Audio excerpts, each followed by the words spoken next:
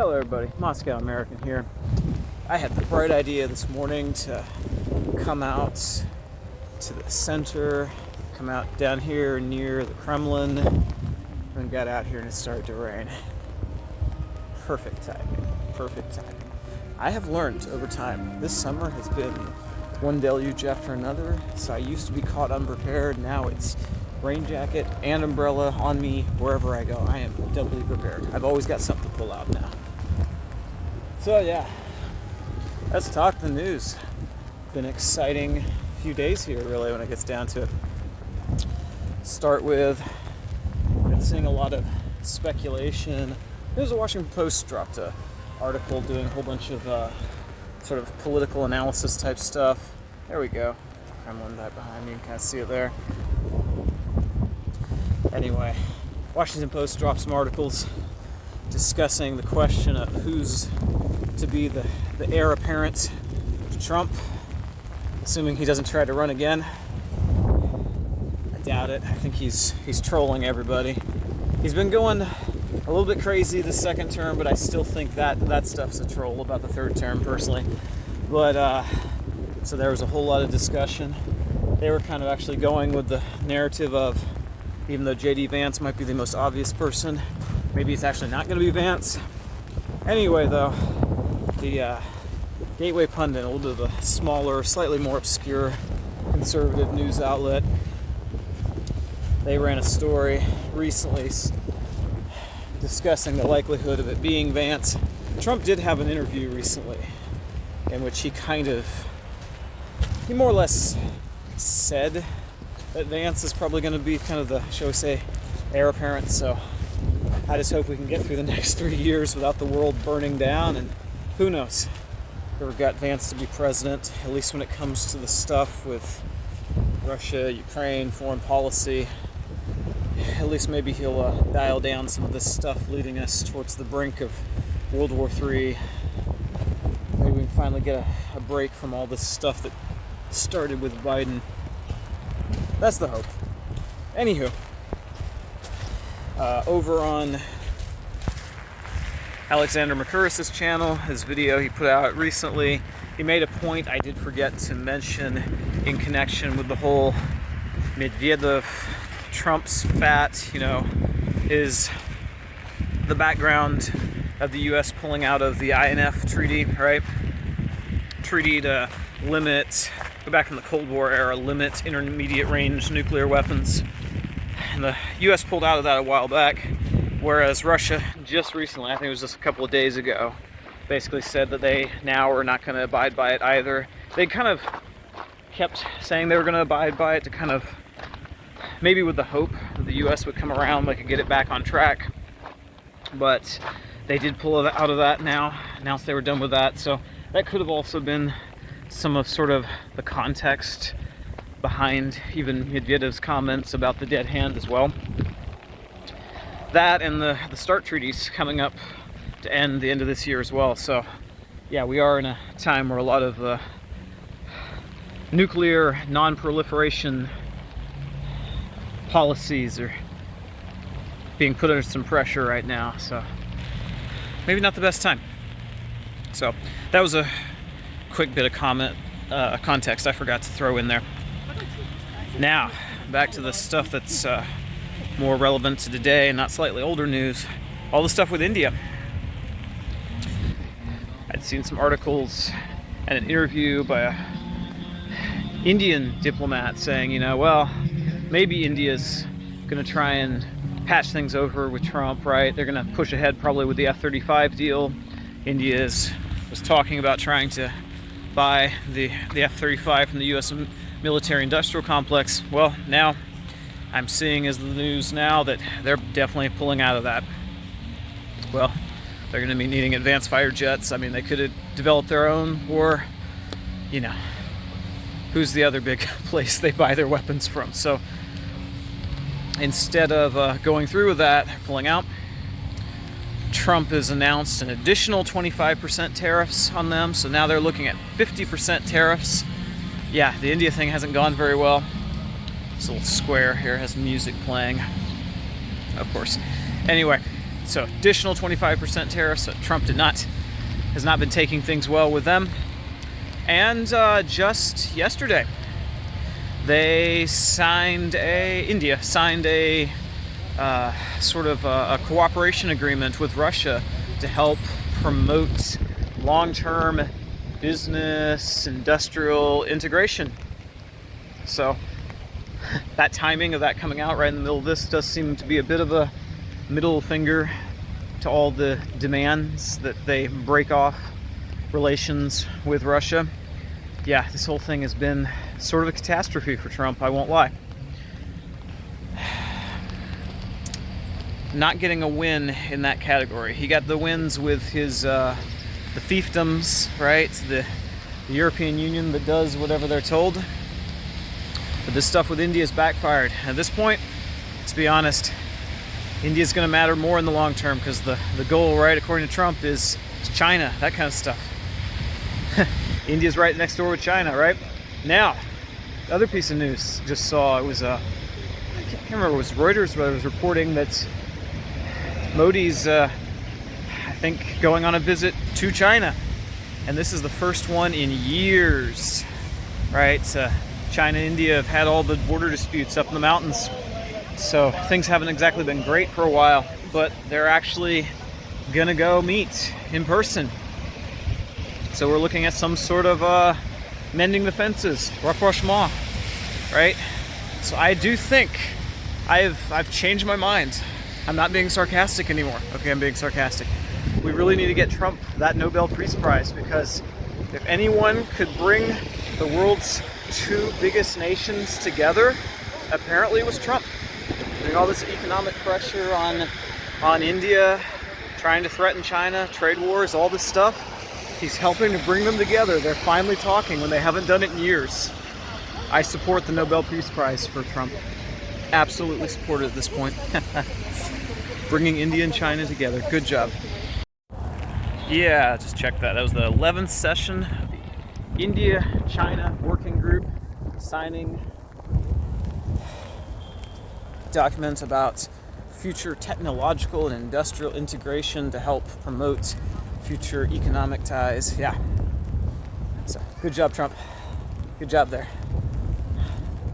Definitely promoting peace. Just not where you were wanting peace. But hey, peace is peace. I approve. All right, so now for the big thing I wanted to talk about. Witkoff was just here, right, to meet with Putin, to negotiate. And we are right on the eve of, or I don't know, depending on how you count it, right past the big deadline to impose those sanctions, that if we don't make any headway, it's going to be bone-crushing sanctions or something like that. I don't know. Big deadline, right? And,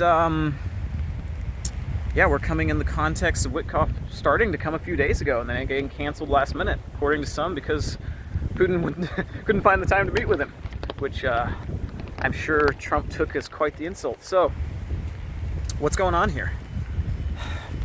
Well, this, there hasn't been an official readout yet as of the time I'm filming this, so I don't have an official breakdown of what they talked about or anything, but Trump went on and was asked about the meeting during an interview and sounded very optimistic, very positive about it, actually. That's after getting so mad at Medvedev a week ago and being very angry about the last meeting a few weeks ago, right? Quite the about face. Almost strange. So actually I wanted to touch on that. It's like, what's going on here? Well, I'll be completely honest. I doubt Putin's budged one centimeter, right? If anything, if you're watching the Russian news, it's gotten kind of boring over the months of how much their position has been just this clearly stated, unbudging, not going to move position. They meet with Witkoff, they say, no ceasefire, absolutely not. We go back in the news and be like, they won't agree to a ceasefire. We can't figure out what they want. We're just demanding this unconditional ceasefire. They're like, no ceasefire. They say, we're not agreeing to that, but we'll still send people to talk about it. And then we come away going, they're stalling because they won't agree to it. And it's like, they already said they wouldn't agree to it. Why are you wasting time? Right? So the news on this has been quite interesting, to say the least.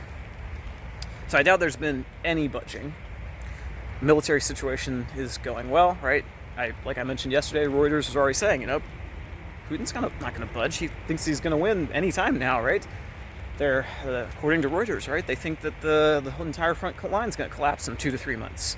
So, Trump still came out of this sounding positive, even though it's highly unlikely, if you think about it, that there was much changing of position on the Russian side.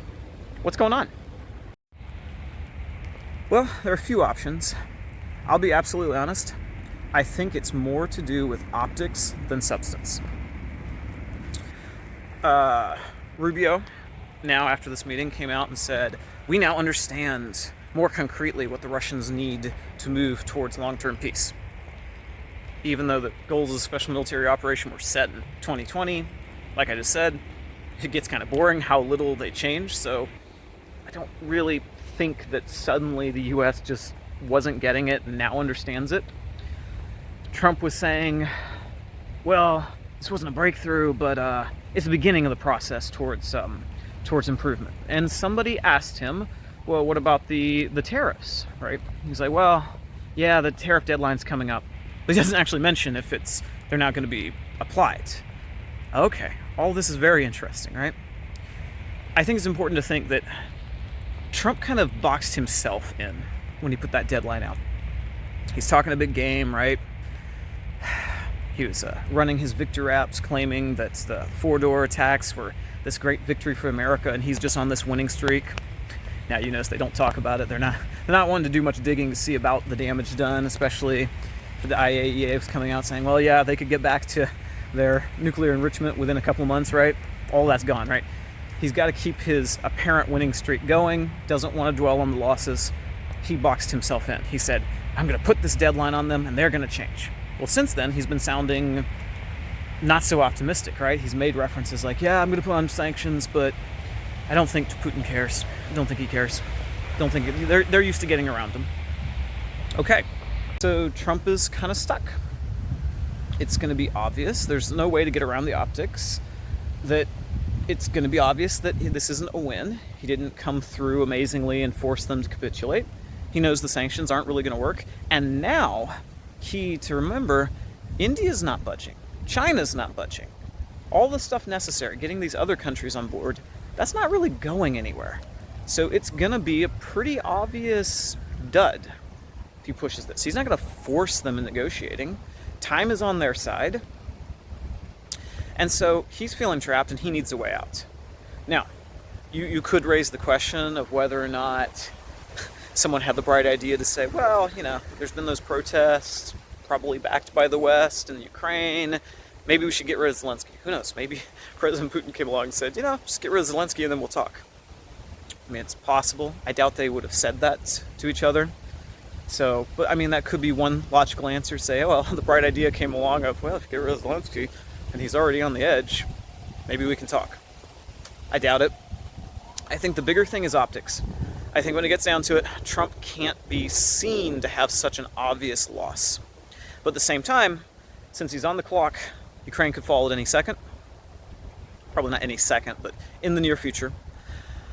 He doesn't want this to be his Vietnam, his Afghanistan, and he's going to get blamed for it. Okay, but he's also got this deadline, this 10-day deadline he imposed on himself. So he needs some breathing room. He needs to get out from under it.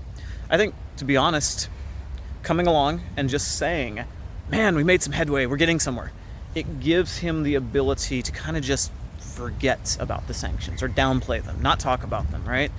And if the tariffs on India also don't do anything, right? These sort of weaponized tariffs, if they don't do anything or have any effect on what's going on in Ukraine, right? This takes that pressure off. He can de-emphasize it, be like, well, we're making headway, so let's not worry about the tariffs and let's not worry about the sanctions as it applies to the Russia-Ukraine conflict. Let's just not worry about that. We're making headway. Don't bother me about it. I think that's what it is more than anything. He's boxed in, and he's needing a way to give himself breathing room. So now you come out and act super positive. And I am sure that Putin, being as politically savvy and strategic a thinker as he is, he and his administration, I'm sure they played into that very much so. They knew he needed a way out. So, hence all this talk about, well, there might be a summit meeting. They probably went right along with that. They might even suggest to say, hey, let's have a meeting. Let's get together. Trump likes this idea of big bargains, big meetings. So this gives him something that he can now go out there, get out from under his self-imposed deadline, and then say, we have something big coming up, something big. Now, I'm a bit skeptical in terms of if it would be an actual summit with Zelensky and Putin, because Putin's been very hesitant, to say the least. Now, he's just refused to have a meeting with Zelensky, even though Zelensky's been going around asking for it. Zelensky's presidential term is out. Putin doesn't need to go and make him look like the valid leader of Ukraine when they've been reminding everyone constantly that he's not the constitutional president anymore. His term expired. He's not really there legally. Zelensky needs the legitimacy, right? There's obviously growing unrest. I think the whole protest recently was probably a shot across the bow by the West because they didn't like what he did with Nabu and Saba, but at the same time, it's still showing that his position's not that solid, right? He wants legitimacy at any cost, right? He needs to solidify his position, right? This whole thing is over, he needs a place to go. If there's going to be a government in exile, he needs to be the head of that government. He doesn't want to be a person with no protection and no friends when this whole thing ends, considering all the enemies he's made all across Eastern Europe, but to be honest, enemies he's made all across the world at this point. So, I'm not certain that Putin actually agreed to meet with Zelensky, but there's a good chance he might have even floated the idea of meeting with Trump. That gives Trump something. He can come out of this, say, get the pressure off of himself, say, hey, don't worry about that deadline. We're not going to worry about that anymore. I got a meeting with Putin coming up. The White House did, I want to say the White House press secretary did say something about, well, maybe there's going to be a meeting with Zelensky. I highly doubt they outright agreed to it. They might have. Putin might still think it's worth the exchange of giving this guy in Ukraine some claim of legitimacy if it still plays into the political game of trying to, open up channels of communication with Trump, as things have been getting kind of rough lately on that front. So it might be worth it. But no, I don't think they've budged an inch. I think to a certain extent, this is all about giving Trump an out. If anything, it's helping Trump get out from under the pressure, because the Russians, like I said, they're not budging, they're not changing. It's just giving him breathing room so he doesn't feel as panicky, because I think when Trump feels panicky, he gets to acting a bit erratic. So yeah, that's my take on what's going on right now. I think it's too early to be super optimistic that it's actually going to do anything. I think it's just buying time.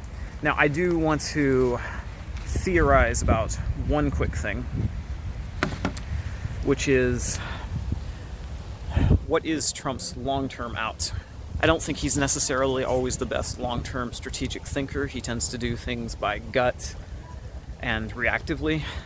But if you're Trump, you do have to realize that if you don't want to get into World War III, the clock is winding down fast. You're running out of weapons to send.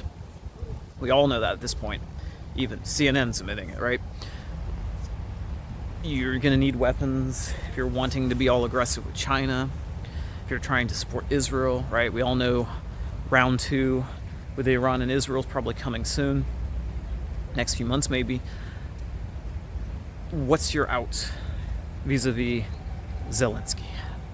And I'm starting to almost wonder whether or not the idea is going to start occurring to people. Why not to just pull a Vietnam 2.0? Get rid of the leader, just like happened to the leader of South Vietnam. Just get rid of him, right?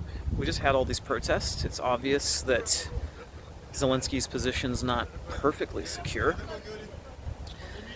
I'm starting to wonder if the idea isn't going to occur, just be like, okay, let's have another round of anti-corruption stuff.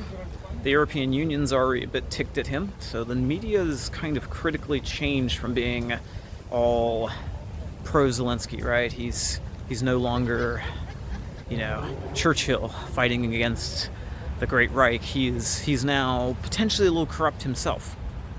Well, it might make sense. Just drop the narrative that, well, when it gets down to it, Ukraine was doing great with American support and when they were listening to us.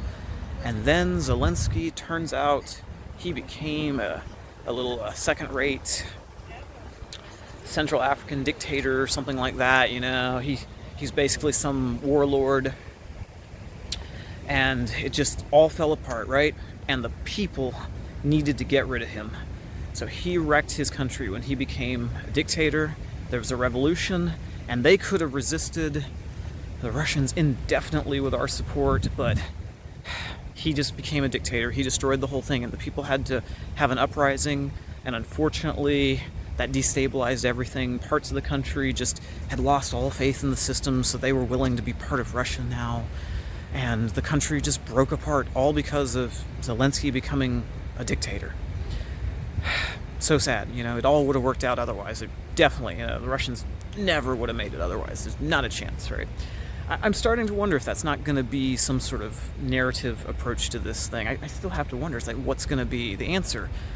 And there's been this little shift in negativity towards Zelensky. I still kind of keep wondering if it's not going to start occurring more and more to people that this might be our out.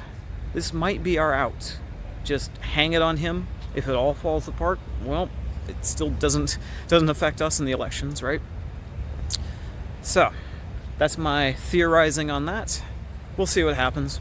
Probably won't come true, but it's always interesting to theorize and try to analyze what's happening.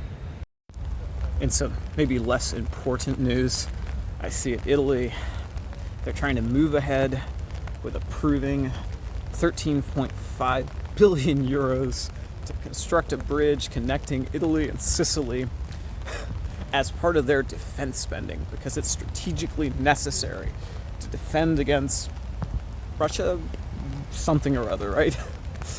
Oh man, right, all the commitments that all the countries in the European Union and all, they need to start reaching their NATO targets. You got to keep Trump happy. You got to commit to raising those military budgets to contribute more, right? Got to keep Trump in NATO by spending that money. So here's what we're going to be doing. We're going to start just writing off all our infrastructure costs, right? We need to build a bridge. It's to support NATO. $13.5 billion for what might be one of the biggest bridges in the world. It might be I think it'd be the longest bridge in the world, they're saying, right? That's to help prepare to defend against the Putin. That's to support your NATO spending targets. Sure. So yeah, this is how it goes, right? You promise, and then you just start spending on whatever and writing it off as a NATO spending. Meloni's smart. She's smart. In other, not humorous news, but just interesting, I noticed there was American soldier in Texas was just arrested because he was secretly handing off information about the Abrams tank to Russia, or at least that's what he was being charged with. And I mean, it's not funny, but at the same time, I do find there to be a certain irony in this charge, because there were Abrams tanks here on display not too long ago, right? They made a little kind of museum piece, shall we say, big display of all the American equipment that was captured or destroyed in Ukraine. So very ironically, if I needed to see an Abrams tank, I could have just taken a walk in the middle of Moscow. Now, don't get me wrong. I'm fully aware that, at least that's they were saying, they were giving them older, like refurbished types, right? I'm very aware the Abrams tank is quite an old system, and what makes it a very effective, modern, cutting-edge system is actually all the stuff that's added to it, right? I remember when I was in Fort Benning, right? All the targeting systems, modernized stuff that makes them be able to drive full speed and hit targets way away with the specialized computers and targeting systems.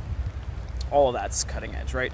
Newer, modern armor, overhauls, all this different type of stuff is what makes them special. So these older types aren't as cutting edge, aren't as special. I don't know, they might have given them some good ones and they're just claiming they didn't, but still, I get there is a reason, but still I just find there to be a certain irony that it was like, you were sending them information on the Abrams tank? The Russians already have those. So, I don't know. Still have to chuckle slightly at it. Just since I'm down here, I gotta quickly capture some footage of this, the monument of Prince Vladimir. Its conversion in 988 marked kind of the beginning, or shall we say the official beginning of Christianity among the Kievan Rus. So, major point. Well, he was baptized in 988. I guess he was playing with the idea of converting somewhat beforehand for that. But still, major moment in the history of Russia. It would be also in the history of Ukraine. Yeah, definitely a testament to how much things have changed since the Soviet era, that you have a giant monument of him holding a cross right here in front of the Kremlin to commemorate this sort of major turning point in Russian history when they sort of officially started to turn from paganism to embrace Christianity as a new religion.